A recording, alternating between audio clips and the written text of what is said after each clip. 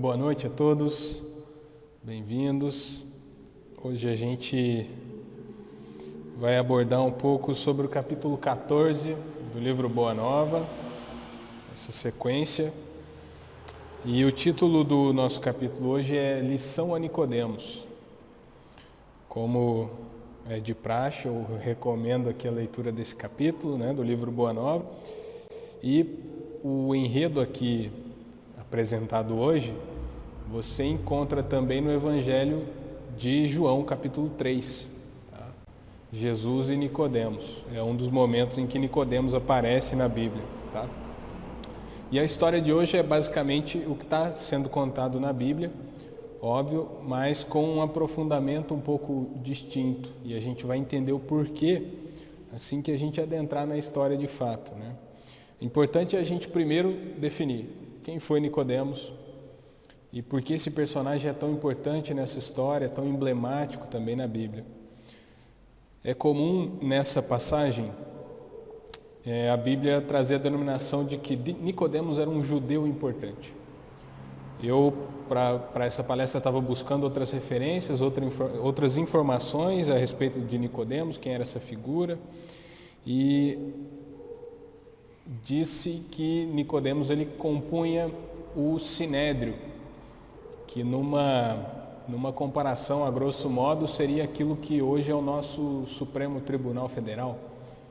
Afinal de contas, naquela época havia o entendimento de que a moral ela era muito colada à religião. Com isso eu quero dizer o seguinte, que eles julgavam e executavam a lei. E de modo que naquela época todo pecado ele era um crime. E hoje a nossa legislação já não se apresenta assim. Há muitos pecados que não são crimes. Por exemplo, a própria blasfêmia. A gente foi tema de alguns debates há um tempo atrás. E não está no nosso Código Penal a blasfêmia. Tem até um projeto de lei para ver se isso é aprovado, mas é um pecado. Todas as religiões têm ali o seu código moral a respeito da blasfêmia, o que é ou não blasfemar a santidade, e criminalmente você não responde por isso. Naquela época era tudo muito diferente. Então, esse Nicodemos, essa figura, Nicodemos, ele era muito importante. Ele era uma pessoa que ocupava um cargo social muito relevante para a época. E há algo muito importante nessa nossa história, porque quando Nicodemos vai buscar Jesus, ele vai ao encontro de Jesus, isso traz para a gente uma conotação de que os ensinamentos de Jesus, aquele que ele propunha ao povo, já tinha alcançado esferas sociais relevantes, importantes, que de fato, como a gente falou em algumas palestras anteriores, seriam capazes de promover mudanças radicais. Talvez não fosse essa a proposta nem a ideia de Jesus. Também aqui elucidado à época. Mas isso é interessante, porque ao mesmo tempo que a gente nota que os ensinamentos de Jesus alcançavam essas pessoas, a gente percebe o lado negativo disso também. O próprio texto, nesse capítulo 14 de Boa Nova, ressalta isso. Havia muitos doutores que estavam, como Nicodemos aqui na história, estavam muito inclinados a aceitar o que Jesus falava, ou já tinham sido convencidos de que Jesus falava sobre as leis de Deus, ele dava uma nova tradução às leis de Deus, e outros não, diziam que ele era um farsante, enfim. Desse modo, e a gente encontra isso na Bíblia, Nicodemos, quando ele encontra Jesus, ele chama Jesus de Rabi, é o mestre. Então, havia esse respeito por parte de Nicodemos a Jesus, ele tinha esse entendimento. E tanto é que a Bíblia narra uma série de momentos em que esses doutores da lei, eles armavam ali situações para ver se Jesus se contradizia, para poder atacar a figura dele. E pelo contrário, ele saía cada vez mais fortalecido ou mostrando uma coerência que até o momento não era praticada pelos próprios doutores da lei, né? Inclusive isso no texto está narrado, quando diz o seguinte, no livro Boa Nova: Jesus jamais temperava sua palavra de verdade com as conveniências do comodismo da época. Então, não é porque uma figura da alçada de Nicodemos cometia um equívoco que Jesus não deixava de falar sobre isso, não deixava de chamar a atenção, né? E isso tanto é bom quanto é positivo. A gente percebe o quanto, historicamente, Jesus incomodou, né, os poderosos da época. E, por outro lado, a vertente ali judaica, a tribo judaica, né, que Nicodemos pertencia, era dos fariseus. E hoje é um substantivo da nossa língua o farisaísmo, né? Quando o sujeito é hipócrita, quando ele é dissimulado, fala uma coisa e faz outra. Então, nesse contexto todo conturbado, que Nicodemos vai em busca de Jesus para ter um pouco mais de entendimento. Curioso que algumas tradições eles chamam a atenção para esse aspecto, que Nicodemos vai à noite buscar Jesus. Eles dizem essa questão da noite seria uma forma de respeito, dizendo que ele entendia que Jesus durante o dia, sendo um rabi, sendo um mestre, estaria muito ocupado nas suas meditações, nas suas atividades ligadas ao entendimento, à interpretação das Escrituras. Portanto, buscar uma pessoa à noite era uma forma de respeito. Há quem diga que não, que Nicodemos foi à noite porque ele teria vergonha de ser visto por outras pessoas ou pelos próprios colegas de Sinédrio buscando a Jesus, né? Já que ele não agradava a todo mundo. Mas o fato, e isso não está muito explícito na Bíblia, é que Jesus recebe Nicodemos de muito bom grado, mas junto de Jesus estavam 2 apóstolos, Tiago e André. E isso vai ser um fator importante no desenrolar da nossa história, né? Bem, outra coisa muito interessante, muito legal, que Nicodemos ele chega para conversar com Jesus e ele não chega fazendo uma pergunta, não chega questionando a autoridade de Jesus a respeito da palavra de Deus, sobre essa construção de um reino de Deus. Ele não questiona isso. Ele chega e afirma, né? Ele fala: poxa, eu aceito, eu sei que você é um enviado de Deus, porque só uma pessoa que vem diretamente de Deus é capaz de falar tudo o que você fala, da maneira como ensina. Então ele já reconhecia isso, né? A grande questão que Nicodemos traz para Jesus, e ele responde e ele faz essa pergunta logo em seguida, ele queria saber como é que ele vai conhecer esse reino de Deus. Ele já aceitava essa ideia, mas faltava para ele o entendimento de como eu vou conhecer, então, né? Talvez o questionamento de nós ainda hoje, como? Não é à toa que interpretamos o Evangelho a cada dia e a gente consegue perceber uma nuance diferente, um ponto que nos aproxime um pouco mais dessa relação a qual Jesus queria estabelecer entre os homens, né? Bem, e quando Nicodemos então faz essa colocação, Jesus responde para ele uma coisa muito importante para a gente agora. Diz Jesus: primeiro que tudo, Nicodemos, não basta que tenhas vivido a interpretar a lei, que era a função dele. Antes de raciocinar sobre as suas disposições, deverias ter-lhe sentido os textos. E essa frase é importante para a gente porque Jesus falava do espírito da palavra, né? Há muito debate sobre isso dentro do kardecismo. A gente precisa se aprofundar no entendimento daquilo, não da maneira literal apenas, mas da maneira simbólica. Da maneira simbólica. Jesus falava às pessoas, trazia parábolas. São histórias que não aconteceram de fato, mas cuja simbologia é importante para a gente. Assim como eu vejo algumas pessoas questionando as mitologias, né? Quem contava aquela história, acredito eu que sabia que aquilo era quase impossível de acontecer. Mas o importante é o enredo daquilo, é a simbologia atrás da história mitológica. Aquilo é capaz de nos ensinar ainda hoje também, né?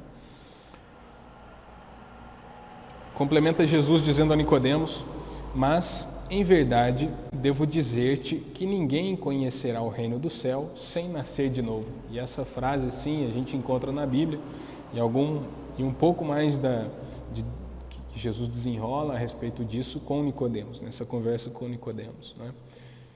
Eu queria voltar no início do que eu falei, quando Jesus diz a Nicodemos que não basta que tenhas vivido a interpretar a lei, ou não basta a nós todos os dias lermos alguma coisa, seja da Bíblia, seja um livro como esse, psicografado, que traz uma mensagem, se a gente não buscar encontrar o símbolo naquilo, a simbologia, se a gente não se aprofundar naquilo que está sendo ensinado, tentar buscar o entendimento nas entrelinhas, né? Talvez seria essa a expressão mais fácil. E é um exercício diário,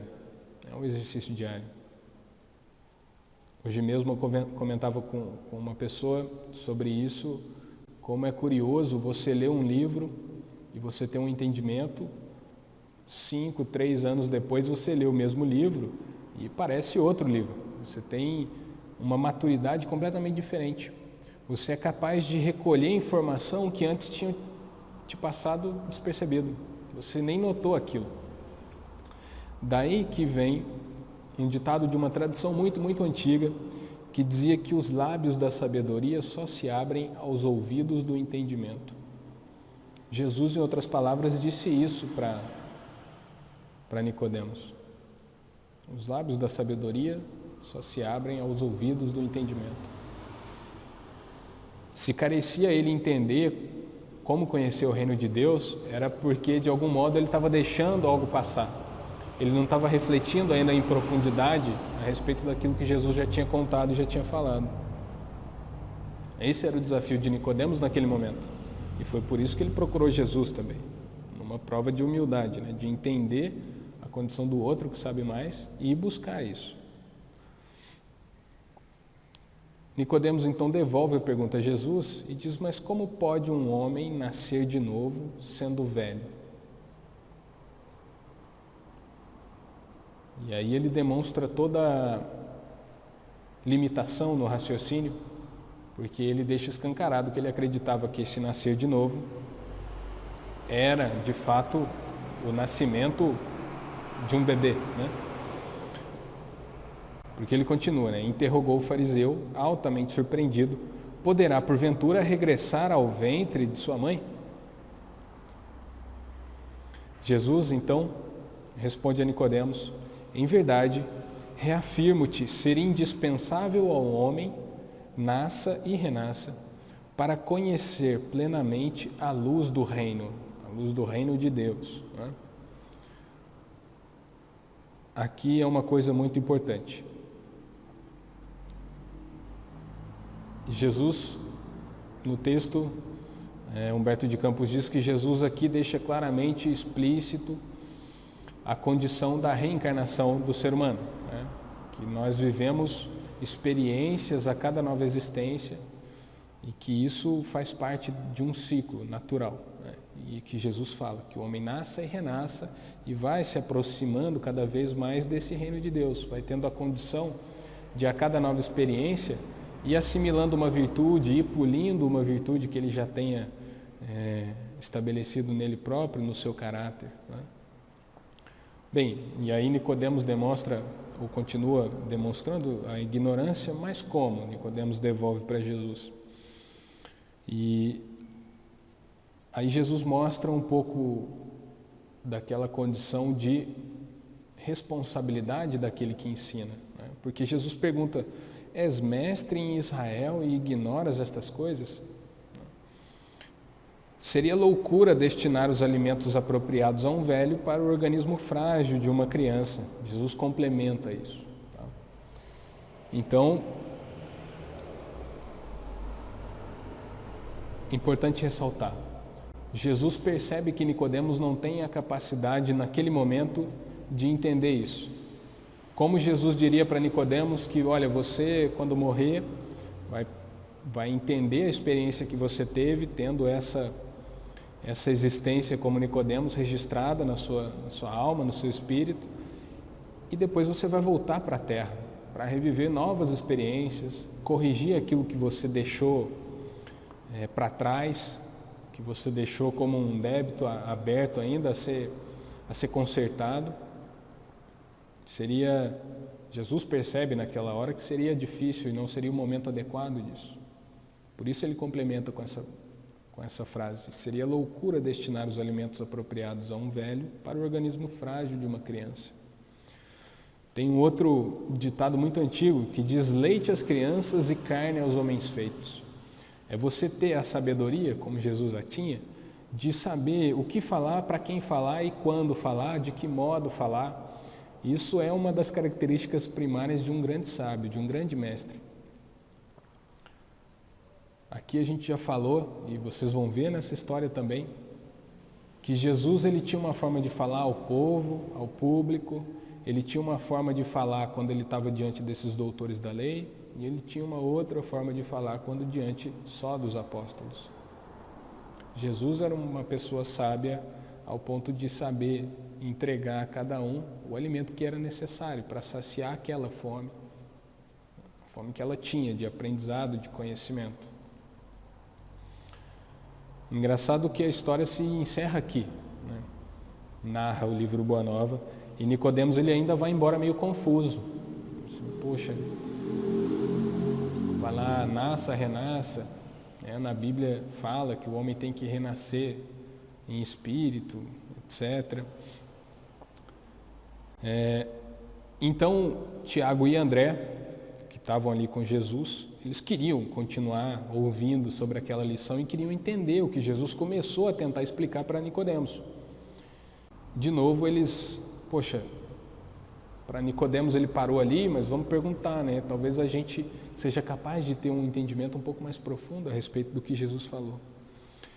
E então aí narra o texto que Jesus apresenta para eles essa lógica reencarnatória.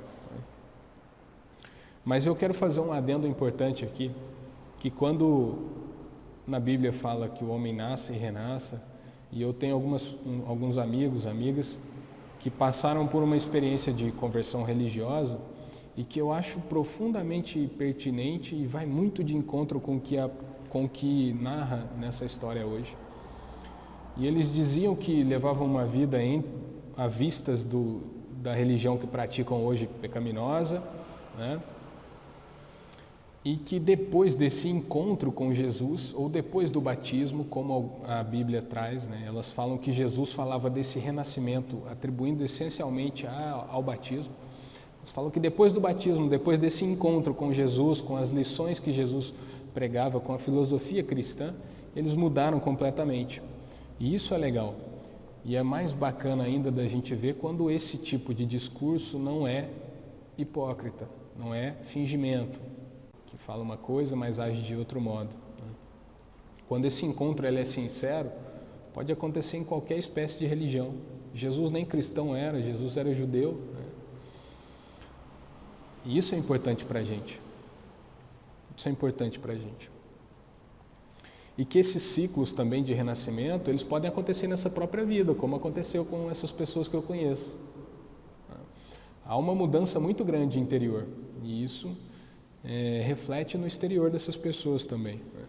E há ciclos muito menores, e não só pessoas que eu conheço, há um grande pensador muito famoso para o catolicismo ali, ele é um santo, Santo Agostinho, né? Agostinho de Hipona é um grande exemplo disso. No seu livro Confissões ele fala: há uma vida de Agostinho antes do encontro com Jesus e depois do encontro com Jesus, né? Esse encontro, óbvio que não físico, né? Agostinho viveu bem depois de Jesus. Jesus explica toda essa lógica reencarnatória para Tiago e André, e Tiago então já apresenta uma questão, e percebam a profundidade bem diferente da que Nicodemos apresenta para Jesus quando eles conversavam. Tiago diz: Senhor, compreendo agora o mecanismo de resgate. Tudo bem, então eu tenho nessa existência como Danilo, e as coisas que eu faço que não beneficiam as outras pessoas, isso entra para uma espécie de conta e eu, numa próxima existência, vou ter que acertar esses débitos, né? De uma forma bem ampla para a gente ganhar tempo aqui. E Tiago continua: mas observo que o mundo precisará sempre do clima, do escândalo e do sofrimento, desde que o devedor, para saldar o seu débito, não poderá fazê-lo sem que o outro lhe tome o lugar com a mesma dívida. É um ponto muito importante isso que o Tiago enxerga e apresenta para Jesus naquele momento. O texto até chama atenção para isso, que Jesus percebeu toda a dimensão da questão de Tiago, refletiu um pouquinho e deu a resposta. Tiago, em outras palavras, está dizendo o seguinte para Jesus: essa história da reencarnação faz muito sentido para mim, parece muito, muito aceitável. O grande problema é que, vamos atualizar essa conversa e trazer para o nosso momento histórico e político, né? A gente hoje tem o costume de enxergar todo político como corrupto. E dentro dessa lógica de Tiago, ele diz o seguinte: bem, se hoje eu vivo num Brasil e há corrupção no meio político, é para que eu aprenda que ser corrupto é ruim, porque em alguma existência pretérita eu fui corrupto. E agora eu estou pagando isso, tendo acima de mim, nessa escala social, pessoas corruptas. E a atitude delas, eu não preciso nem falar o quanto impacta a nossa realidade, a nossa vivência aqui. Tiago apresenta isso para Jesus, né? Então ele diz que, bem, e aí para os corruptos de hoje pagarem todo o karma que eles geram sendo corruptos nessa existência, na próxima tem que haver outros corruptos. E a coisa vira um ciclo sem fim, fica se alimentando, um ciclo vicioso, né? E aí Jesus percebe isso, né? E pergunta para ele o que Moisés falava a respeito do resgate. Fala assim, como é que um homem redime o erro, né? E aí Tiago responde que Moisés fala sobre a redenção e diz que é olho por olho e dente por dente. Olho por olho e dente por dente. E isso é muito complicado para a gente. Porque aí Jesus, ele chama a atenção de Tiago dizendo: Tiago, pensando assim, você está pensando igual Nicodemos. Você está raciocinando igual a Nicodemos. Você está observando a palavra literalmente, sem perceber o sentido da palavra, sem perceber o espírito da palavra. Jesus diz o seguinte a Tiago: ainda não ponderaste, talvez, que o primeiro mandamento da lei é uma determinação de amor. Como poderá alguém amar o Pai aborrecendo-lhe a obra? Então Jesus faz Tiago pensar: bem, se você ama Deus, o Criador, como é que você expõe todo esse amor ou manifesta todo o amor que você tem a Deus prejudicando uma criatura semelhante a você mesmo? É um pouco ilógico. Se a pessoa me faz um mal e eu, como amo a Deus, vou e devolvo o mal que essa pessoa me fez com outro mal, prejudicando a criatura, que a algum ponto ainda nessa lógica está meio turva. Algo não encontra com a filosofia que Jesus pregava, com o cristianismo, de fato. Tem até uma das cartas de Paulo, que ele escreve aos Gálatas, ele fala sobre isso, que houve uma época, ainda ali na metade do primeiro século, que uns grupos de cristãos estavam tentando trazer essa interpretação da lei, de novo, uma coisa muito mais rígida, punitiva, né? esquecendo o que Jesus trouxe, essa mensagem do amor, do Deus que ama acima de tudo, e que Ele te pede amor também. Amar ao próximo como a si mesmo. E aí Jesus explica para Tiago a grande diferença nessa teoria reencarnacionista. Que o ciclo tem que parar, e tem que parar conosco. Tem que parar com aqueles que encontram nas palavras de Cristo, nos ensinamentos de Jesus Cristo, algo substancial. Um sentido para a própria vida e existência. Jesus fala a Tiago e André: com a lei do amor, porém, compreendemos que o verdugo e a vítima são dois irmãos, filhos de um mesmo pai. Basta que ambos sintam isso para que a fraternidade divina afaste os fantasmas do escândalo e do sofrimento. É necessário que alguém, em algum momento, perceba o amor e vivencie o amor. Jesus já pedia para a gente, e é parte da filosofia cristã, você tem que odiar o pecado e não o pecador. Você tem que odiar o pecado, não o pecador. O pecador é seu irmão, é semelhante. É alguém que precisa de amor, de ajuda. E é necessário que a gente demonstre isso. Lógico que não é fácil, nem sempre, né? Uma coisa é alguém pisar no seu dedinho e você desculpar e logo demonstrar amor por essa pessoa, esse amor fraterno. Outra coisa é a pessoa cometer um delito grave, um crime contra você, um atentado contra você, alguém que você ama na família, e você ser capaz de também amar essa outra pessoa. Eis a grande dificuldade que o cristianismo apresenta para a gente. Mahatma Gandhi, ele falava que olho por olho o mundo acabará cego. Olha só, Mahatma Gandhi apresentando a mesma ideia filosófica de Jesus Cristo. É necessário que alguma hora esse ciclo cesse e você, amando a Deus, ser capaz de propagar esse amor a todas as criaturas. Quem ama não prejudica, quem ama não machuca, não vai ferir o outro, em nenhum aspecto, né? Emocional, físico. E aí no final dessa história acontece algo muito interessante, porque os dois apóstolos, Tiago e André, estavam maravilhados com a explicação de Jesus, simplesmente convencidos de que ele apresentava de fato a verdade e mostrou para eles um entendimento muito mais profundo acerca dessa realidade. E eles falavam: Jesus, o senhor tem que falar isso para o povo agora. A gente amanhã vai sair e vai falar para o povo, para o público, você tem que falar isso, você tem que explicar tudo isso. Naquela ânsia de dividir o conhecimento, dividir o que eles aprenderam. Olha, essa é a verdade e a gente tem que promulgar isso de tudo quanto é forma. E aí Jesus retoma aquela lição, né? Aí vocês estão pedindo para eu fazer exatamente o que eu deixei de fazer com Nicodemos, né? De dar leite às crianças e carne aos homens feitos. Saber o que é necessário a cada um e em que momento apresentar isso. O texto da Boa Nova encerra falando que Jesus, era plano de Jesus depois mandar um emissário, o Consolador, para que ele sim apresentasse isso da forma mais adequada, num momento mais adequado.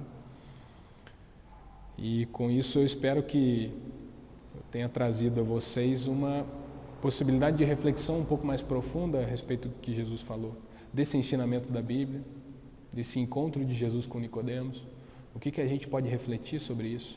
Esse encontro com Jesus, com a filosofia cristã, pode ser diário, a todo momento, em qualquer experiência que aconteça com a gente. E que é muito difícil você retribuir amor sempre, em todo momento e ocasião, mas que é um dos caminhos que Jesus garante. Ser digno da felicidade. Fazendo isso, a gente vai ser feliz. Diz Jesus, diz os apóstolos. Era isso. Espero que vocês tenham uma excelente noite de quinta, um bom fim de semana, e a gente se vê numa outra oportunidade. Até lá.